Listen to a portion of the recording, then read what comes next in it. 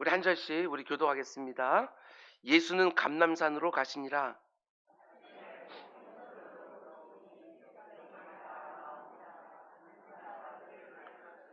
서기관들과 바리새인들이 음행 중에 잡힌 여자를 끌고 와서 가운데 세우고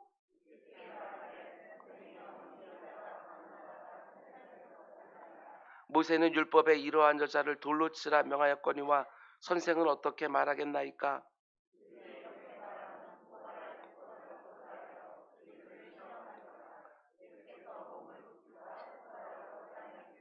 그들이 묻기를 맞이 아니하시는지라. 이에 일어나 이르시되 너희 중에 죄 없는 자가 먼저 돌로 치라 하시고 그들이 이 말씀을 듣고 양심의 가책을 느껴 어른으로 시작하여 젊은이까지 하나씩 하나씩 나가고 오직 예수와 그 가운데 섰는 여자만 남았더라.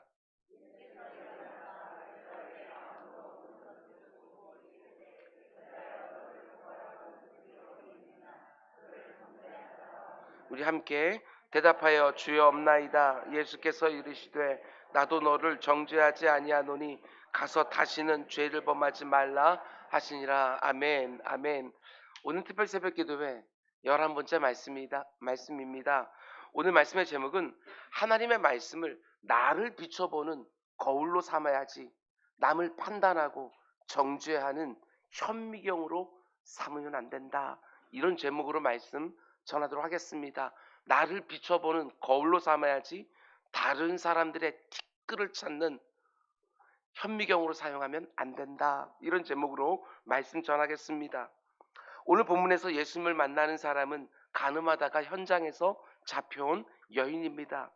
구약의 율법은 가늠하다 현장에서 잡히면 남녀 모두를 죽이라고 합니다. 그런데 오늘 본문에는 남자는 등장하지 않고 여자만 등장합니다. 뭔가 지금 문제가 있는 것이지요. 서기관과 바리새인들이 가늠한 여인을 끌고 와서 예수님 앞에 툭 던져놓고 이렇게 묻습니다. 5절 모세는 율법에 이러한 여자를 돌로 치라 명하였거니와 선생은 어떻게 말하겠나이까. 겉으로만 보면 하나님의 말씀인 모세의 율법을 어떻게 적용해야 되는가 하는 것을 묻는 것 같습니다. 모세의 율법을 보면 간음 중에 잡힌 남자와 여자를 죽이라고 하는데 선생님 생각은 어떻습니까?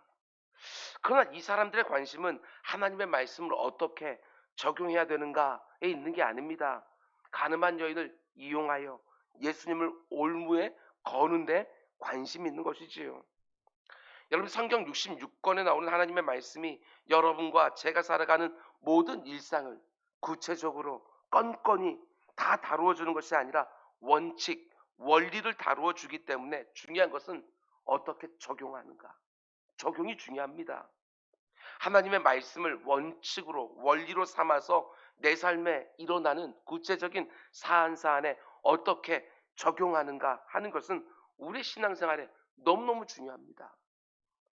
그런데 주의하셔야 됩니다.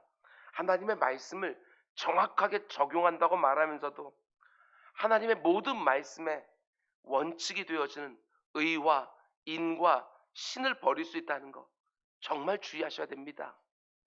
예수님이 바리새인들과 서기관들을 향하여 가장 신랄하게 비판했던 부분이 바로 그 부분이지요. 자기들 스스로는 하나님의 말씀을 정확하게 적용해서 지킨다고 생각하지만 그 모든 말씀의 가장 핵심 원칙이 되어지는 의와 신과 이는 다 빠져 있는 거예요. 그들은 철저하게 11조를 드렸습니다. 그런데도 예수님이 그들에게 뭐라고 말씀하십니까? 마태복음 23장을 보면 화 있을진저 외식하는 서기관과 바리새인들아 너희가 박하와 회향과 근체 11조를 드리되 율법에 더 중요한 바 정의, 긍휼, 믿음, 의와 인과 신은 다 버렸구나. 한마디로 가장 성경적인 것 같은데 주님이 원하시는 가장 중요한 것들은 다 빠져 있다. 성경을 가장 잘 안 것 같은데 성경에서 가장 멀리 떨어져 있는 사람들, 그들이 바로 그 당시 서기관들과 바리새인들의 모습이었던 것이지요. 여러분과 저도 얼마든지 이럴 수 있습니다. 신앙생활을 누구보다 철저히 하고 있다고 스스로 생각한다 할지라도 주님께 책망받을 수 있는 자리에 얼마든지 내가 서 있을 수 있다는 거 꼭 기억하셔야 돼요. 바깥으로 드러나는 내 모습이 성경적인가? 주님은 그것도 보시지만 여러분과 저의 마음 중심이 어떠한가? 거기에 훨씬 더 관심이 많이 계신 것이지요. 우리의 동기와 의도와 목적까지 다 보시는 거예요. 성경을 내 삶에 실제적으로 적용한다고 할 때 이 부분을 절대 놓치면 안 됩니다. 성경이 우리를 데리고 가려는 가장 중요한 지점이 어디냐? 우리 주님 말씀하셨습니다. 성경에 나온 모든 율법을 두 가지로 딱 요약할 수 있는데, 하나님을 전심으로 사랑하고 이웃들을 내 몸처럼 사랑하고, 사랑이 핵심입니다. 모든 말씀을 다 이용하여 하나님께서는 우리를 사랑하는 자리로 이끌어 가려고 하시는 것이지요. 우리 주님 말씀하신 것처럼 율법의 완성은 사랑입니다. 그런 면에서 보면 오늘 본문에 나오는 서기관들과 바리새인들이 얼마나 어리석은지 모릅니다. 하나님의 말씀을 정확하게 적용한다는 사람들이 이 땅에 오신 하나님을 사랑하기는커녕 올무에 걸어서 죽이려고 하고, 가늠한 여인을 자기들의 목적을 이루기 위하여 수단으로 이용하고 있는 거예요. 자기들이 가장 하나님을 사랑하는 것처럼 그렇게 티를 내지만 죄인까지도 망하지 않기를 원하시는 하나님의 마음은 조금도 모릅니다. 이들에게 더 심각한 문제가 있습니다. 다른 사람의 허물을 가지고 누군가를 시험에 빠뜨리려고 하는 거, 이게 얼마나 악한지 모릅니다. 다른 사람의 허물을 가지고 어떤 사람을 시험에, 올무에 걸려고 하는 거. 그 여인의 간음죄에 대해서 분노하는 것처럼 보이지만 사실은 이 여인에게 관심조차 없습니다. 예수님을 올무에 거는 일, 거기에만 관심이 있는 것이지요. 어떻게 하나 보자, 이런 거예요. 이들만의 문제라고 생각하면 절대로 안 됩니다. 여러분과 제가 얼마든지 이렇게 신앙생활 할 수 있다는 거 절대로 잊으면 안 되는 거예요. 건강했던 교회가 두 개, 세 개로 분열하고 싸우고 쪼개질 때 보면 정말 똑같아요. 이 편, 저 편으로 쫙 나누어져서 서로 자신의 정당성을 주장하는데 얼마나 어리석고 악한지 몰라요. 양쪽 다 성경 이야기합니다. 양쪽 다.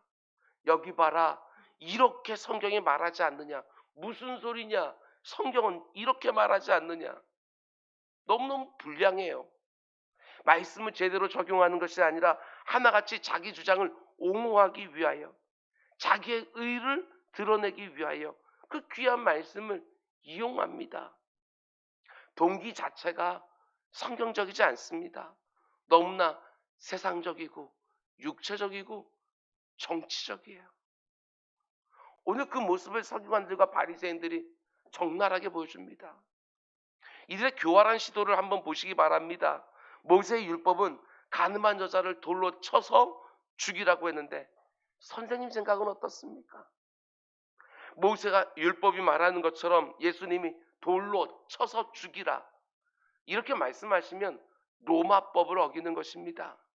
사람의 생명을 빼앗는 판결은 로마에서 인정한 법정에서만 내릴 수 있지요. 그래서 종교 지도자들이 예수님을 죽일 때도 빌라도 법정까지 끌고 가서 어떻게든지 사형 언도를 받으려고 그렇게 애썼던 것입니다. 반대로 예수님이 그 여인을 불쌍히 여기시고 돌로 치지 마라, 이렇게 말씀하시면 모세의 율법을 대놓고 어기는 것이 되는 것이지요. 이렇게도 걸리고 저렇게도 걸리고 말 그대로 올무입니다. 올무. 사람을 올무에 거는 것도 참 악하지만 하나님의 말씀으로 올무에 건다? 그것처럼 악한 게 없어요.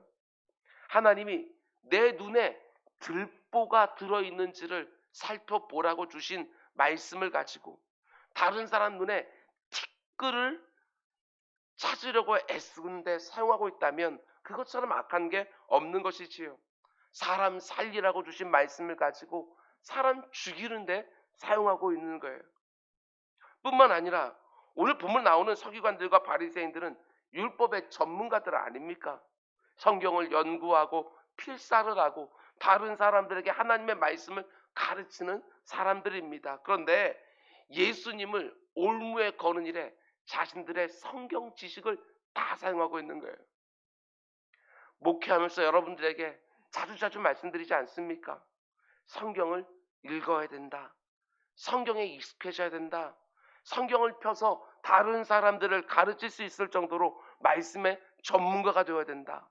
그런데 그렇게 익숙해진 말씀을 가지고 여기 봐라. 성경은 이렇게 말하고 있지 않느냐. 딱딱 펼치면서 자신의 의를 드러내고 누군가를 정죄하고 올무에 걸려고 한다? 안 됩니다. 절대로 그렇게 하시면 안 됩니다.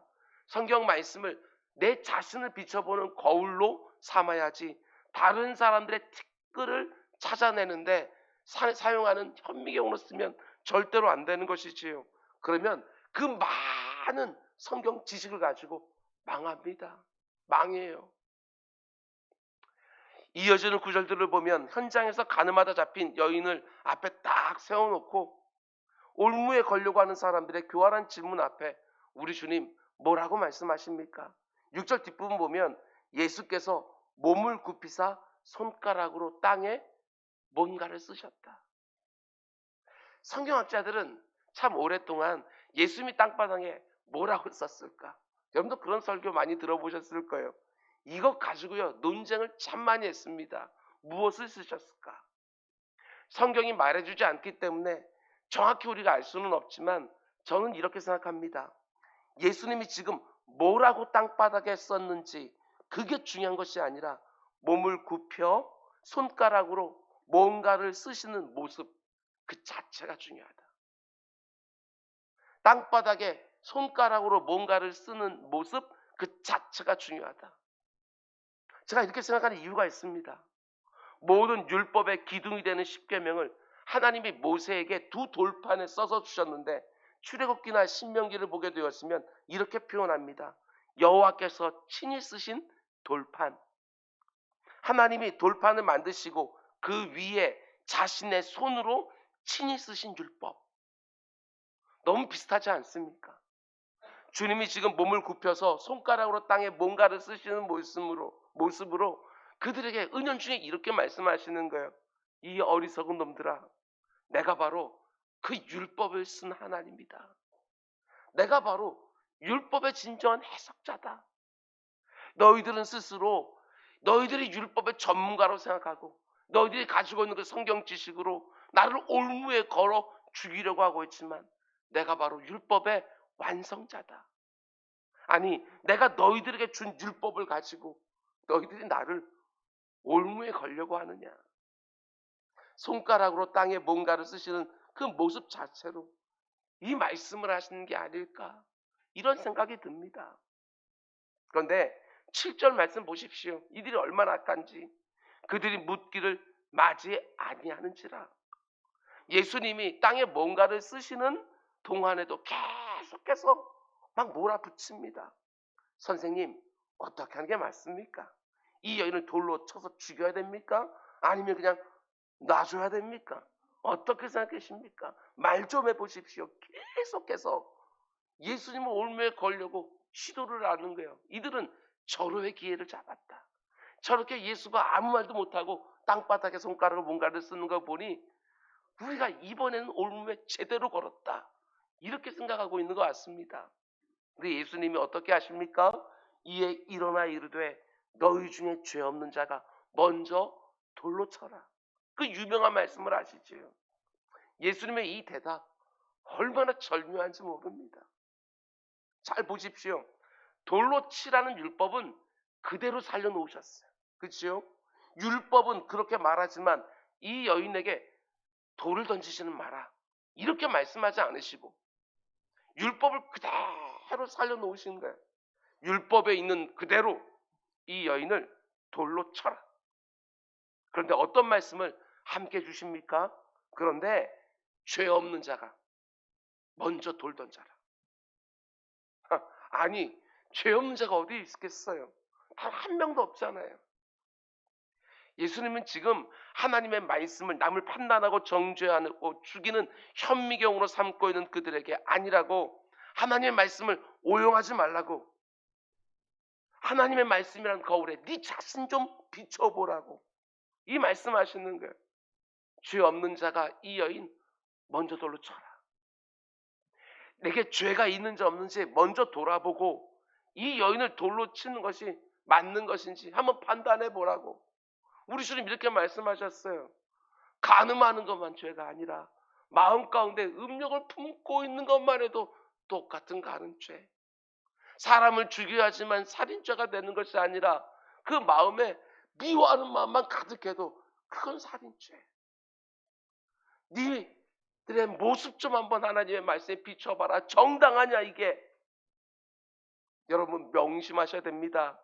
다른 사람들의 죄를 지적하는데 너무나 부지런하고 내 죄를 돌아보는데 너무나 게으르면 절대로 안 됩니다. 하나님의 말씀으로 남을 엄격하게 그 죄를 들추어내면서 나의 의를 은근히 높이면 절대로 안 되는 거예요. 물론 주님의 이 말씀이 죄가 없는 완전한 사람만이 남을 판단할 수 있다, 이런 말씀 아닙니다. 너도 문제투성이면서 뭘 그렇게 남말하냐, 이런 의미도 아닙니다. 모두가 다 죄인이기 때문에 아무도 돌을 던질 자격이 없다, 이 말씀도 아닙니다. 죄를 바르게 지적해서 교정하는 것은 우리 교회가 해야 되는 가장 중요한 일 중에 하나인 거예요. 죄 짓는 지체를 가볍게 생각하거나 알면서도 그냥 지나치는 것들이 아니라 공동체의 거룩함을 해치는 것이기 때문에 여러분 교회도 치리라는 제도를 가지고 있는 거예요. 그런데 그 죄를 다룰 때 어떻게 해야 되느냐, 잘 들으시기 바랍니다. 죄 짓는 너와 죄 안 지은 나 이렇게 비교하면 큰일 나요. 다시 말씀드립니다.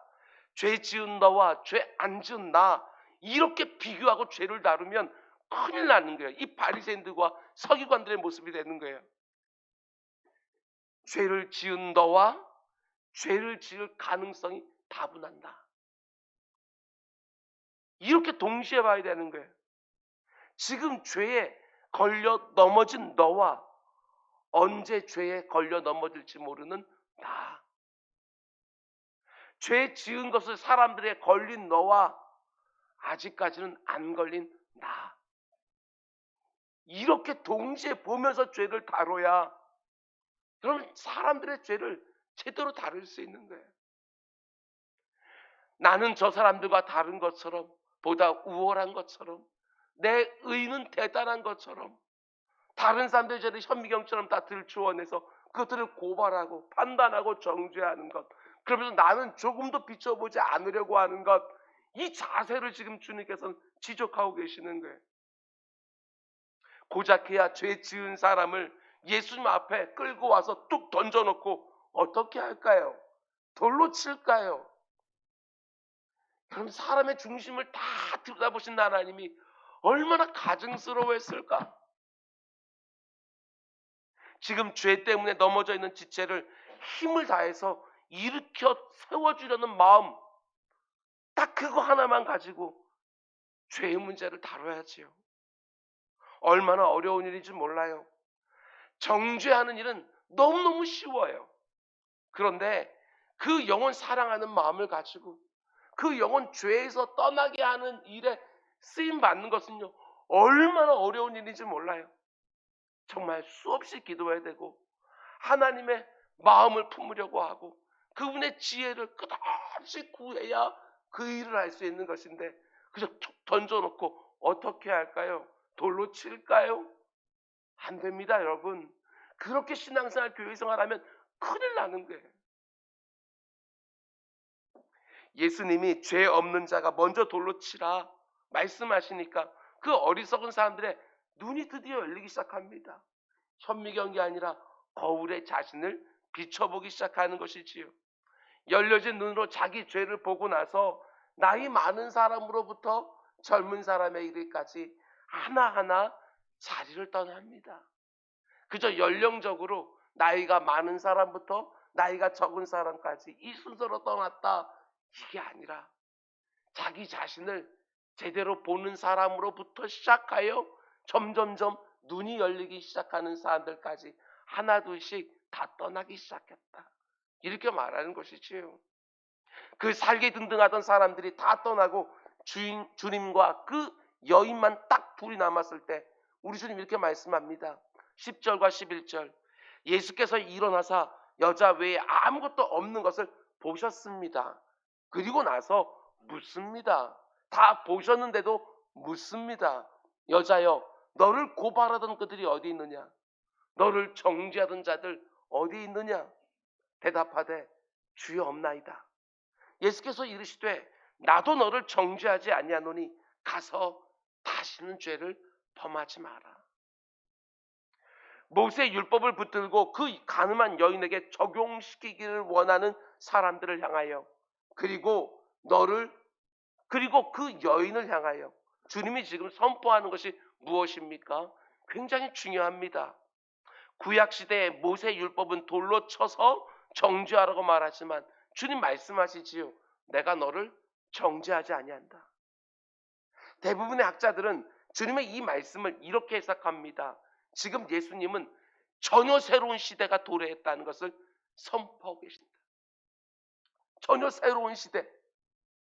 구약 시대처럼 율법을 가지고 죄를 엄격하게 형벌하여 그 죄를 두려워하는 마음으로 내 안에 있는 죄된 본성을 억누르고 억제하게 하는 것이 아니라 죄를 정결케 하시고 씻어주시는 새로운 시대가 도래했다. 단지 죄를 정죄하는 것이 아니라 예수 그리스도를 통하여 죄 씻음과 죄 사함이 있는 전혀 새로운 시대가 도래했다. 이거 선언하고 계신다. 가늠하다가 현장에서 잡혀온 여인이든지 일평생 악한 죄만 짓다가 예수님과 함께 십자가 달려 죽었던 한쪽 편 강도든지 누구든지 자신의 죄됨을 깨닫고 자신의 악함을 보고 죄가 가져오는 수치와 부끄러움을 깨닫고 주님의 십자가 앞에 나아가 죄 씻음과 죄 사함을 간절히 간구하는 사람이라면 누구든지 내가 너를 정죄하지 아니하리라. 주님의 죄 용서에 그 선고를 받게 되어서는 전혀 새로운 시대가 이제 도래했다. 여러분과 저는 지금 그런 시대에 살고 있는 거예요. 그런가 하면 또 이렇게 말씀하시지요.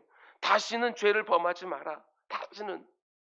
예수님이 정죄하지 않으신다고 말씀하니까 또 가서 간음죄를 지어도 된다는 말 절대로 아니겠지요. 내가 죽어야 되는데, 내가 돌에 맞아 죽어야 되는데 주님 때문에 살아난 그 감격을 가지고, 그 감사를 가지고 이제는 돌에 맞는 게 두려워서가 아니라 용서받은 그 감격을 가지고 죄와 싸우라. 이런 말씀이지요. 이제부터는 전혀 죄를 짓지 않는다. 이게 아니라 죄와 피 흘리기까지 싸워라. 두려움 때문이 아니라 감격을 가지고. 죄 용서를 받았을 뿐만 아니라 죄와 싸워 이길 수 있는 전혀 새로운 시대가 도래했다고 지금 말씀해 주시는 거예요. 그게 바로 간음하다가 현장에서 잡혀온 그 여인 이야기의 핵심인 거예요. 여러분, 저는 이 부분이 너무너무 은혜가 됩니다. 예수님 묻지요. 너를 정죄하는 자가 어디 있느냐? 다 갔습니다. 아무도 없습니다. 여러분, 저는 주님과 그 여인의 대화가 단지 주변의 사람들이 이제는 아무도 없습니다, 이렇게만 들리지 않습니다. 주님께 죄 씻음과 죄 사함을 받은 성도들을 정죄할 자가 없다. 여러분 잘 들으셔야 돼요. 오해하지 마시고. 우리 주님께 죄 사함의 은총을 받은 사람을 그 어느 누구도 정죄할 수 없다. 여러분과 제가 윤리적으로 그 어떤 흠도 없어서 이 세상이 나를 정죄하지 못하는 게 아닙니다. 예수 믿은 다음에도 죄를 그렇게 먹고 하시는 우리들인데도 아무도 너를 정죄할 죄가 없다. 여러분, 이게 무슨 뜻입니까? 제가 늘 말씀드리는 것처럼 내가 예수 그리스도의 십자가 보혈로 죄 씻음과 죄 사함을 받은 구원받은 성도가 틀림없다면, 다시 말씀드립니다. 내가 예수 그리스도의 십자가 공로로 죄 씻음을 받은 성도가 틀림없다면 우리 주님의 십자가 보혈로 완벽한 죄 씻음 받은 거예요. 영원한 죄 사함 받은 거예요. 제 표현으로 말하면 예수 그리스도의 그 십자가의 죄 씻음과 죄 사함이 내가 과거에 지은 죄와 오늘 내가 짓고 있는 죄와 앞으로 내가 지을 죄까지 그 단번에 영단번에 대속 제물로서 드려졌기 때문에 그 가운데 우리가 받은 용서는 영원한 용서. 여러분, 우리는 정죄 받을까봐 돌에 맞을까봐 죄를 안 짓는 게 아니에요. 그런 시대는 이미 지났어요. 나를 위해 십자가 위에서 자신의 살을 찢고 자신의 피를 다 쏟아 부어주신 그 주님의 은혜와 사랑에 감격하여 우리는 죄와 싸우는 거예요. 또 넘어질 수 있어요. 그런데 죄와 피 흘리까지 싸우는 거예요. 또 실패하면 주님의 십자가 앞에 와서 또 부르짖으면서 주님, 이 못난 내가 또 죄를 지었다고, 또 이런 어리석은 생각 가운데 속에 또 이런 죄를 지었다고 주님 앞에 진심으로 또 용서를 구하고, 그 가운데 우리 주님께서 십자가에 달려 죽으셨던 그 공로가 내게 또 임하여 그 가운데 속에 우리가 죄사함을 받고 죄 씻음을 받고 그 자유로운 영혼을 가지고 죄와 싸우는 거예요. 전에는 죄에 질질 끌려다녔는데 이제는 죄를 안 지을 수 있는 자유함이 내게 생긴 거예요. 여러분, 싸워보셨어요? 싸우면 이길 수 있어요. 전과는 달라요. 그런데 내가 또 질 수밖에 없다고 스스로 생각하는 것, 아직까지 예수 그리스도의 십자가 공로가 무엇인지를 모르는 거예요. 제대로 얼마든지 싸워 이길 수 있는데 마치 내가 여전히 죄에 묶여있는 종처럼 생각하는, 갈라디아서가 그렇게 말하지 않습니까? 넌 이제 자유인이라고. 그런데 그 자유를 누리지를 못하는, 여전히 죄에 묶여있는 그 어리석음들이 너무 많은 거예요. 그러면 어떻습니까?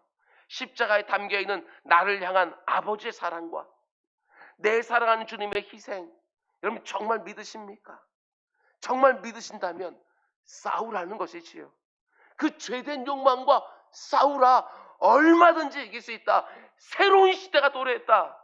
죄에 끌려다니는 시대가 아니라 얼마든지 죄와 싸워서 이길 수 있는 새로운 시대가 도래했다. 가서 다시는 죄를 짓지 마라. 이렇게 말씀하시는 거예요. 여러분과 제가 살아가는 이 시대가 얼마나 강포한지 모릅니다. 사람을 귀하게 여기지 않습니다.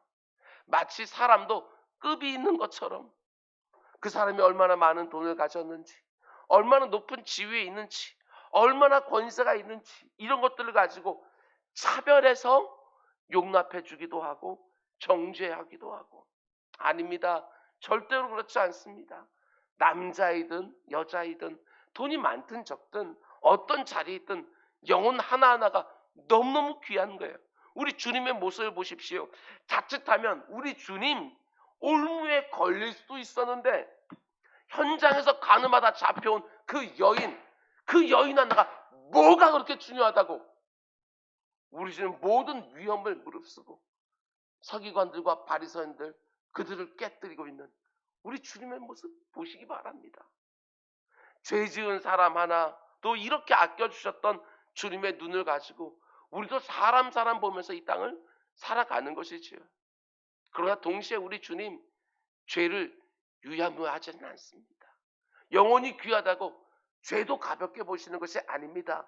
아버지 하나님이 아들 하나님을 십자가에 못 박아놓고 죽여야 하지만 우리 죄가 사해지는, 죄를 미워하시는 하나님이셔요. 죄 짓는 거 절대로 가볍게 생각하면 안 되는 거예요. 여러분, 우리 기독교가 말하는 용서를 오해하는 사람들이 얼마나 많은지 모릅니다. 우리 기독교가 말하는 용서는 내가 지은 죄를 합리화해 주는 용서가 아니에요. 죄를 이기게 하는 용서이고 죄로부터 자유케 해주는 그런 용서예요. 죄와 싸우게 하는 용서라는 것입니다.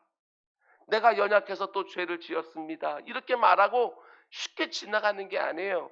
이 세상 사람들이 그렇게 희화화시켜서 영화도 만들고 그때 사람들의 말도 하는 나 하나님이 다 용서해 주셨어요. 이게 아니라 어쩔 수 없어 죄를 지었습니다. 자기를 합리화시키는 그런 용서가 아니라 하나님 앞에 그렇게 온전히 죄 씻음, 죄 사함 받은 그 마음을 가지고 나 때문에 힘들고 어려웠던 사람들 하나하나 그들의 마음이 풀릴 때까지 그 가운데 모든 죄의 대가를 치르고 싶어하는 그 마음, 그게 바로 우리 기독교가 말하는 용서인 거예요.